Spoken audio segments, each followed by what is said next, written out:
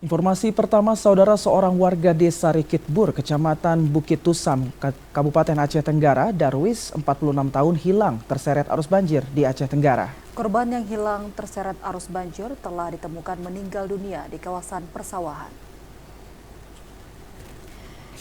Korban berhasil ditemukan warga di lokasi persawahan di dekat Batang Pisang dalam kondisi meninggal dunia sekitar pukul 10:20 waktu Indonesia Barat. Salah seorang warga Asri menjelaskan, awalnya pada Senin malam korban berusaha menyelamatkan orang tua dan adiknya yang terkepung banjir. Korban juga kembali ke rumah adiknya untuk menyelamatkan barang-barang tersisa berjarak sekitar 10 meter dari rumah korban.